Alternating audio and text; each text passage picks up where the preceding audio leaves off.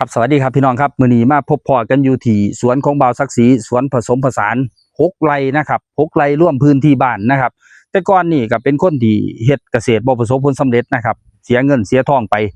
แทบสิบอกว่าอยากกลับไปเฮ็ดงานคืนอยู่กรุงเทพเพราะว่าเงินมันเบิดเลยได้ใช้เงินเดือนเราบ่ถึง 3,000 นะครับหานู่นหานี่ขายตอนนี้นะครับพี่น้องครับเฉพาะบักพร้าวนี่มีเงินอยู่เดือนละประมาณ 15,000 นะครับขั้นต่ำที่ 15,000 มีบักพร้าวอยู่100 ต้นตอนนี้จากการปลูกแบบทั่วๆไป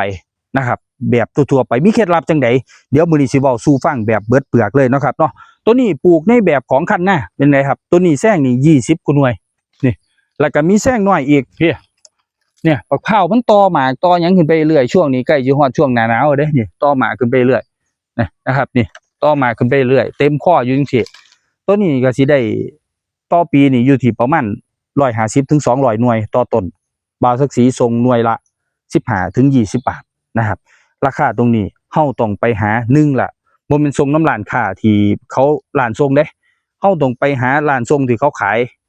ยหน่วยละ35ขายหน่วยละ30เฮาไปติดต่อเขาแล้วเฮาสิได้ราคาดีนะครับมาเว้าย่างผ้าย่างเบิ่งนำพืชที่บ่าวสีปลูกขึ้นมาได้นี่สร้างรายได้อีกอย่างนึงก็คือตรงนี้ก็คือฝรั่งบักซิดาก็อายุ 3-4 ปีแล้วใกล้สิได้โลแล้วก็ปลูกใหม่แล้วเนาะครับพี่น้องเนาะต้นมันก็แก่แล้วตรงนี้ก็สร้างรายได้ให้เฮามาค่อนข้างจะหลายปีแต่ปีนี้อยู่ในช่วงที่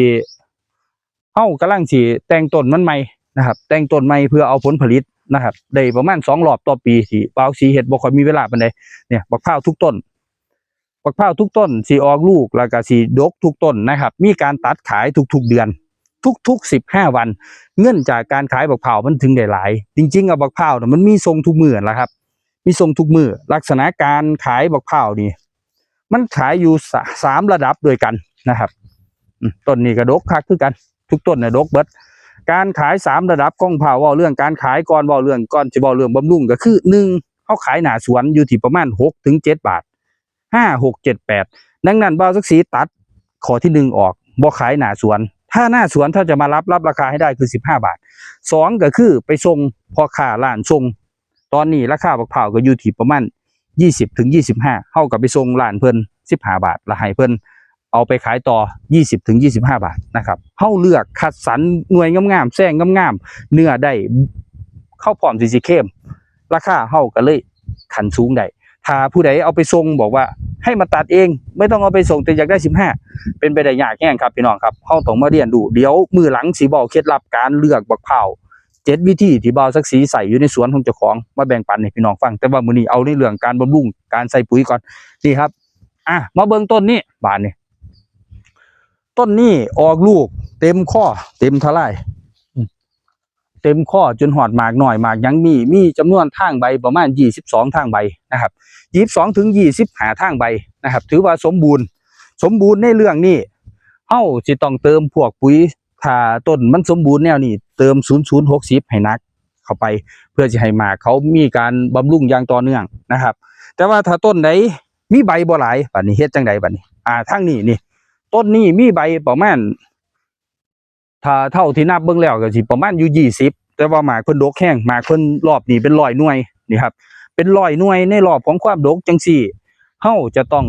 ใส่ปุ๋ยขี้ไก่ให้เพิ่นใส่ฝุ่นขี้งัวให้เพิ่นนะครับอย่างน้อยฝุ่นขี้งัวสอบนึงเพื่อบำรุงให้เพิ่นแตกกิ่งก้านใบอีกขี้งัวขี้ไก่มันสิแตกก้านใบบำรุงให้มันแตกก้านใบแล้วเติมด้วยปุ๋ย2100เป็นหยังเขาจังบ่ใส่4600ในพืชที่มันดูดกินช้าประเภทบักพร้าวประเภทปาล์มน้ำมันนี่ถ้าเฮาใส่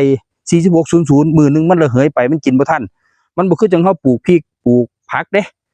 ถ้าเป็นพวกพืชยืนต้นที่มีการดูดกินอาหารไปเรื่อยๆแนวนี้เฮาต้องใส่ปุ๋ยที่ดูดซึมช้าคือจังแบบว่ามันละลายช้านะ2100มันละลายช้ากว่า4600สามารถเอาใส่ปาล์มน้ำมันบักพร้าวพืชยืนต้นได้ถ้าผู้ใดขี้คร้าน160016หรือ15ใส่เข้าไปเลยครับพี่น้องครับแต่ว่าถ้าเฮามีแม่ปุ๋ยมาใส่คือจัง0060 2100มันก็สิซอยประหยัดได้ค่อนข้างหลายพาพี่น้องมาเบิ่งถึงพืชที่บ่าวสีปลูกกล้วยหอมปลูกขนุนปลูกพืชอีกหลายชนิดที่มันสามารถขึ้นไปได้นี่เพราะต้นแก่นี่ของฝรั่งนี่เนาะมันได้หลายปีแล้วมันแก่แล้วก็ไปค้นพบพืชชนิดนึงที่สามารถปลูกได้พอเขาทดลองปลูกแล้วประสบผลสำเร็จก็เลยปีนี้ขยายออกมาปลูกในร่อง บ่ต้องการแดดแห้งปานใดละมุดก็สวยมาเลยครับตอนนี้ขยายอยู่ในร่องระหว่างกลางของต้นมะพร้าวปลูก6x6หรือ7x7ก็ได้แห้งห้างใบแห้งตากถ้าแห้งใบตากหมากแห้งดกครับตามมาเลยพอระบบปุ๋ยเว้าเรื่องใบหน่อยใบหลายสู่ฟังแล้วต่อมาเว้าเรื่องระบบน้ำสิใส่เป็นหัวผีเสือก็ได้เป็นสปริงเกอร์หัวผีเสือหรือว่าสิใส่แบบ360องศาก็ได้ครับนี่คือระบบน้ำที่บ่าวสีใส่อยู่ในสวนของเจ้าของนะครับน้ำก็สูบจากร่องนี่แหละสูบจากร่องขึ้นมาหดนะครับสูบจากร่องขึ้นมาหดในหน้าแล้งประมาณเดือนพฤศจิกาธันวามกรากุมภาเมษาต้องหดน้ำอย่างน้อย5 มื้อต่อการหด1เทื่อนะครับนี่ละมุดก็สวยมาเลยนะครับสามารถปลูกได้แล้วก็พืชแซมอีกชนิดนึงที่เอาเข้ามากำลังสิขยายพันธุ์ก็คือสละอินโดนี่อย่าเพิ่งไปซื้อหลายเพราะว่าเฮาบ่ฮู้ว่าสิเป็นต้นผู้ต้นแม่หลายหน่อยปานใดตัวนี้คือต้นผู้นะครับต้นผู้สิออกเฉพาะดอกจำเป็นสิต้องมีอย่าไปตัดถิ่มเด้อสวนใดๆนั่นเก็บไว้เพื่อสิเอาเกสรมันต้นผู้ก็ต้องมีนะครับต้นแม่ก็ต้องมี3:1เนาะครับทั้งสวนนี่ใส่อยู่3:1ต้นนี้ก็เป็นต้นแม่นะครับต้นแม่นี่ก็ออกลูกจักหน่อยเฮาก็สิเอาม่วนนี่ล่ะครับนี่ออกลูกออกเดือยค่อนข้างดีเลยครับพุ่นนะดกพอสมควรนะครับสำหรับตัวนี้เดี๋ยวเฮาก็สิมาติดมาแต่งแต่ว่าในอนาคตนี่ต้นม่วนนี่สิถูกซับเป็นต้นแม่พันธุ์ครับเฮาปลูกไว้เพื่อเป็นต้นแม่พันธุ์เพื่อสิขยายเนาะกล้วยหอมนี่ปลูกไว้จนทั่วสวนเลยหลายๆหม่องมีกล้วยหอมบักพร้าวก็มีการส่งตลอดเบิ่งน่ะบักพร้าวโอ้ต้นทั้งฟังน่ะนะครับเนาะเนี่ยดกได้การอยู่ครับปลูกบักพร้าวนี่คือสร้างเงินได้พอสมควรแต่ว่าปลูกบักพร้าวสิให้มันดกอยู่ตลอดนี่นึงก็คือเรื่องน้ำเด้มันขาดต่อให้ปุ๋ยดีขนาดใดถ้าน้ำขาดบักพร้าวก็สิ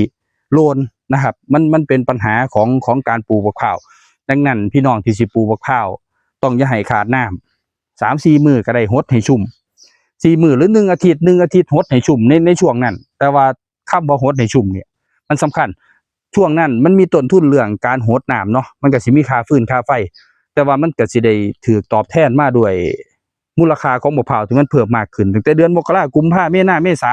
มันเป็นช่วงหน้าแล้งที่มะพร้าวขาดแคลนมะพร้าวมีมูลค่ามีราคาสูงมันสิโถเฉลี่ยกันไปพี่น้องบ่ต้องห่วงหรอกว่า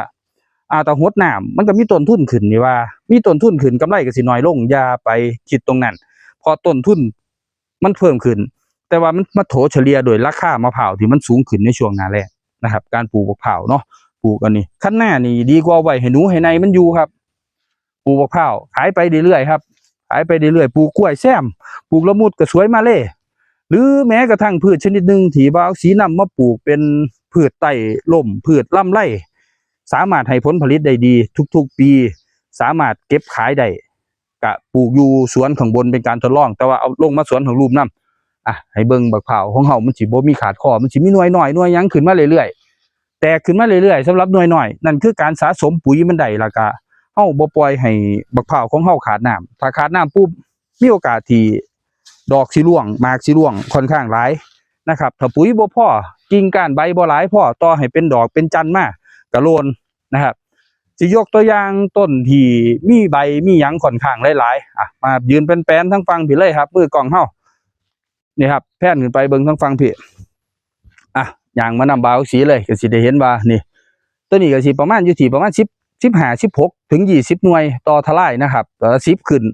ต้นนี้มีการใบค่อนข้างหลายมันก็เฮ็ดให้เขาจับหมากดีจับหน่วยดก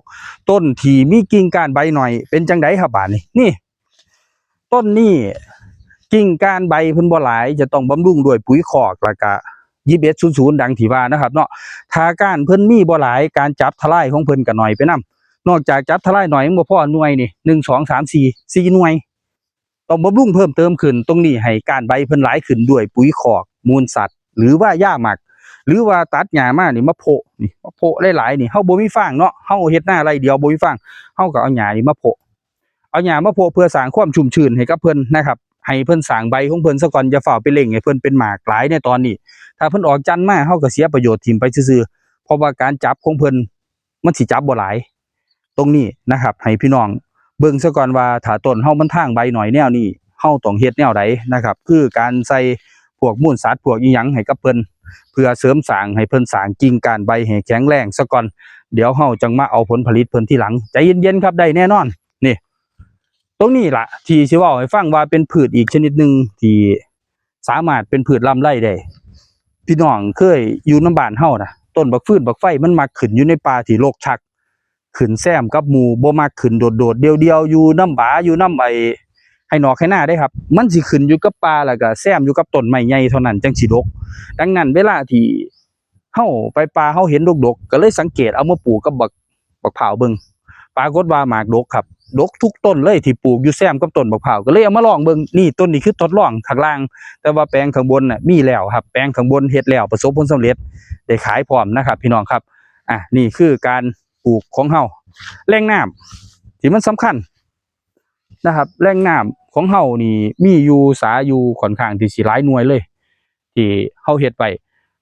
เพราะหยังหน้าแล้งมันน่ากลัวครับพี่น้องครับหน้าแล้งถ้าเฮาบ่มีสาเก็บ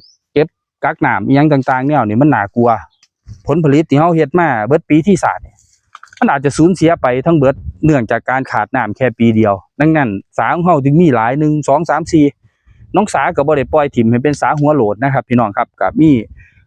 กิจกรรมที่เฮ็ดอยู่ในนี่ก็คือเลี้ยงปลาจิตรลดาทุกสาสิมีปลาจิตรลดาบ่แต่อยากกินน่ะถือเบ็ดมาเลยครับปลาจิตรลดามันแผ่เองแล้วมันหลายปลานิลจิตรลดานะครับกับปลาตะเพียนเต็มไปเบิดนี่ครับปลาตะเพียนกับมันก็กินกินหญ้าเฮ็ดให้สาเฮาบ่หกสาสิแปลนเติดนี่ครับตัวนี้ปลาตะเพียนเป็นส่วนหน่อยของปลานิลนะครับก็มันก็สิเริ่มกินหญ้าก็สิบ่หกปานใดอยู่ในนี่เฮาบ่ได้มาตัดมาแต่งเลยเด้ปล่อยให้ธรรมชาติเขาจัดการกันเองอีกอย่างนึงก็คือเฮาเลี้ยงเป็ดอยู่ในนี่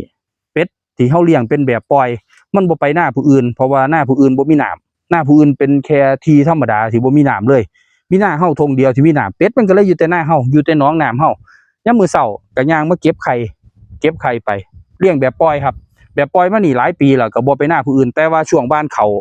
เฮาต้องดูแลเป็ดของเฮาช่วงเพิ่นบ้านเขาบ้านน้ำเนาะครับเอาเป็ดเฮามาขังไว้ดูแลช่วงนั้นอย่าให้ไปทำลายของผู้อื่นและช่วงที่เพิ่นเขาโตเขาหยังแน่แล้วเฮาก็เอามาลงนี่เป็ดมันก็บ่ไปแต่หน้าวานมันแน่นมันก็สิอยู่แต่กับน้องเฮานี่แหละครับหาอยู่หากินพวกบักหอยบักหยังที่เฮาเลี้ยงเฮาปล่อยถิ่มไว้อยู่ในนี่นะครับนี่ก็เป็นอีกอย่างนึงที่บ่าวศรีเฮ็ดสวนผสมผสานจากแต่ก่อนเนี่ยคิดบ่ออกคือกันว่าสิเฮ็ดจังใดจังสิเฮ็ดให้เฮาเนี่ยมีอาชีพแล้วก็มีเงินสำหรับเลี้ยงดูลูกดูเต้าแล้วก็อยู่กับบ้านนอกได้ตอนนี้พอทางแล้วอยากสิบอกพ่อแม่พี่น้องเป็นการต่อยอดในการเฮ็ดนะครับว่าเฮ็ดแนวนี้ปลูกแนวนี้อันใดบ่เข้าใจมาถามกันเรื่องตลาดพอเฮ็ดได้จังใดเดี๋ยวจังมาถามกันนะครับมื้อนี้ก็มีข้อมูลมาแบ่งปันพี่น้องซ้ำนี้เดี๋ยวมื้อหน้าจะแบ่งปันพี่น้องอีกหลายๆอย่างให้ฟังสำหรับการเฮ็ดเกษตรแบบผสมผสานสำหรับมื้อนี้ก็สมมาพอควรนะครับขอบคุณสำหรับการรับชมรับฟังเดี๋ยวมื้อ